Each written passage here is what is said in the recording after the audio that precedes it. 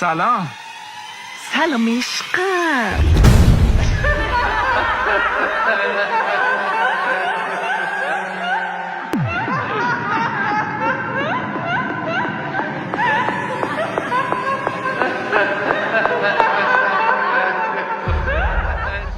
هر خیلی مسخره اید. چیه توقع نداشتم انقدر خوب باشم عشقم؟ تو با اینایی شغال. به جون تیامم که میخوام دنیاش نباشه. آره با اینام. بیا ریاکشن تو ببین.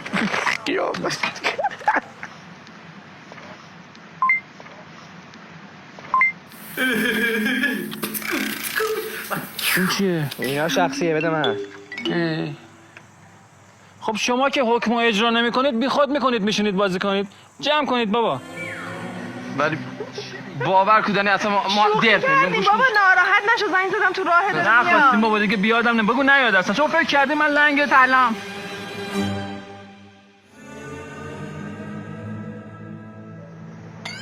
ای بگردو.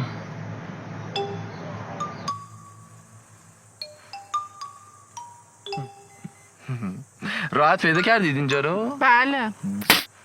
خوب پیدا کرده انصافا. بچه ها دوست هنرمندم هانا، امیر، شبنم، دنی و مانی.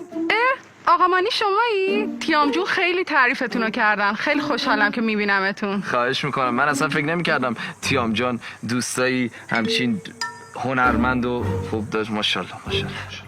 شما الان سر پروژه هستید؟ چون قراره من به زودی یه فیلم کوتاه بسازم که توش یه چیزی یه گیریمون خوبی مثل شما احتیاج دارم. ماشاءالله. والا الان که سر هیچ پروژه‌ای نیستم، ولی تا چند روز پیش سر کار جدید آقای فرهادی بودم. اصغر؟ بله آقای اصغر فرهادی. پولتو گرفتی؟ ببین اصغر خیلی بد پول میده. مثل فیلماش یه دفعه آخر کار ول میکنه میره. همین ترانه بدبخت من خودم پولش از واسش زنده کردم. شما مگه میشناسینش؟ چجوری اصغر رو میشناسید منو نمیشناسید؟ اصغر داداشمه. واقعا؟ مثلشو نگفتم، مثل داداشمه. شما این عکسو ببین. من نمیخوام ریا نکنم. این عکسو ببین شما. من و اصغر تو کن یهویی. چه جالب. نمیدونستم اومدم تو جمع هنرمندا. آره اینجا همه هنرمندن. منم دارم کتاب شعر مینویسم. آقا دنی تیام جون شنیدم صدای خیلی خوبی دارید. بله حالا بازی کنیم واسهتون میخونم. چشم. راستی احمد آقا چطوره؟ بهترن؟ خدا رو شکر بهتره. احمد کیه؟ پدرشه. شما دختر احمد آقایی؟ بله. دختر احمد آقاه. دختر احمد آقا تو عروس بندری، گل ناز ششاد تو عروس بندری. دختر احمد آقا خیلی مسخره اید. آبجو چه طعمی دوست دارین؟ آخه آبجو که نه سوء تفاهم نشه. اینا 0% الکل نداره. خیالتون راحت باشه. ما اینا رو خودمون وارد میکنیم. آیشبام آلمان. این طعمشو به شما پیشنهاد میکنم. ما از اینا تو هامبورگ زیاد میخوردیم. زیاد. البته ما نه تیام جان. بطری بازی هستین؟ چرا که نه.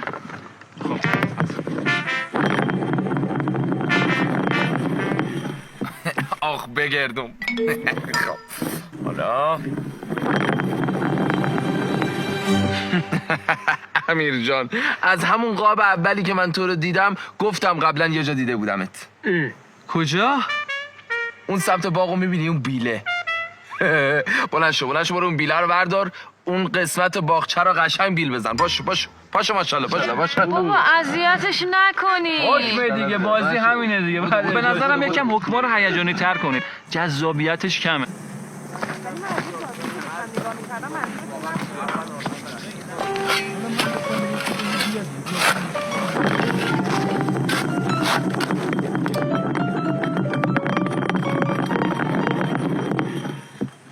تیام آقای ما رو میفرستیم بره بیل بزنه. آره تیام پشتت فرغونه.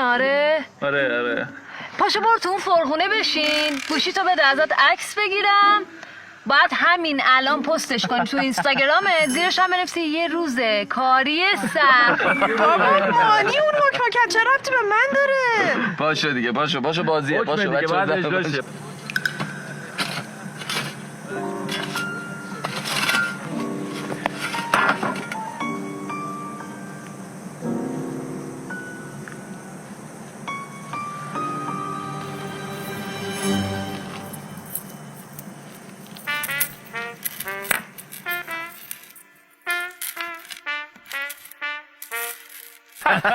خیلی بهش میاد. با اسنپ چت بگی خوشگل بیفته. ببین اینو بذاری قشنگ 20-30 هزار تا لایک میگیری.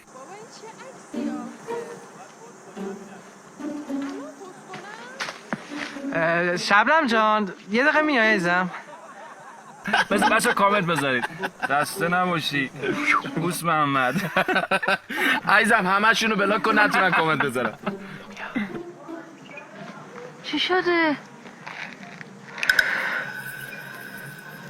اینا چیه؟ اینا آینده من و توه. از کجا آوردی؟ تو باغچه داشتم بیل میزدم. خب اینا مال دنیه، مال ما نیست که. دنی کیه دیگه؟ این حداقل 10 سال زیر خاک بوده. دنی خونه پر اینجا رو 6 ماه گرفته. واقعا؟ یعنی پولدار شدی؟ خونه تو جردن، ویلای شمال، ماشین شاسی بلند، دور تو اندرزگو. خب وای چقدر فیلم بسازم. نقش اول تمام فیلم ها تو میشی اون وقت.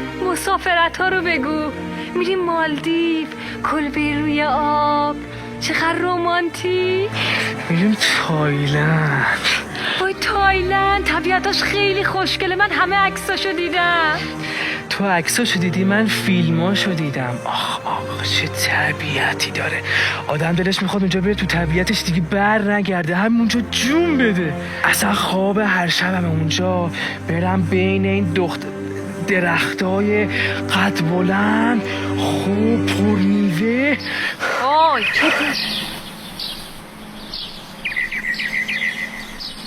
بله جوجه 2 تا جوجه یه کوبیده. آقا سفارش غذا ندید امروز نهار همتون مهمون من شیشلیک. یوک گنج پیدا کردی؟ چی؟ منظورم اینه که چه خبره ولخرج شدی؟ نه همینجوری میخواد مهمونتون کنه. خبر خوب شنیده، خوشحاله. آخه شما مهمون من زشته آقا. آقا مهمون چیه؟ یه بار که 1000 بار نمیشه. نفع مهمون من بذار باشی. راحت باشن. آره زشته. آقا اونا رو خط بزن. 6 تا شیشلیک. دنی 7 چرا 7 تا؟ یک دونه سرس. آقا 7 تا شیشلیک با مخلفات. بله آقا بیاین تا نهار میاد یه دست دیگه بازی کنیم.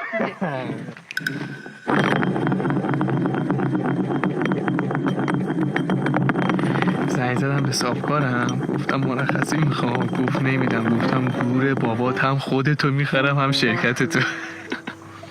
هانا جان یه حکم میکن برق از کله محکوم بپره.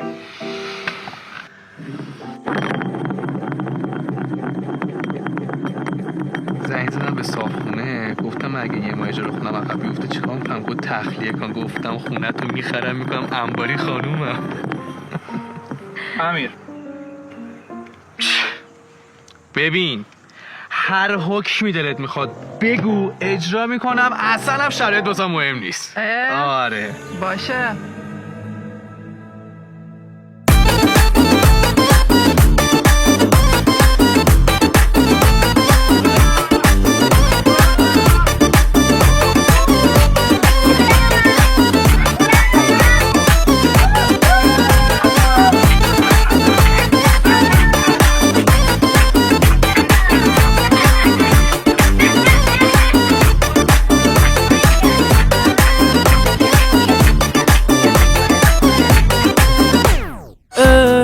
یه دنیای فوق‌العاده، یه نیاز بی اراده، مثل نفس کشیدن.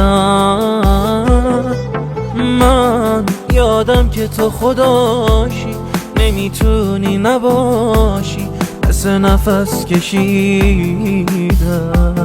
از حال دلم گفتم عزیزم که بدونی من مطمئنم تا ته این بازی میمونی. هر حکم تو یعنی همه قافیه ها هیچ لبخند تو یعنی همه حاشیه ها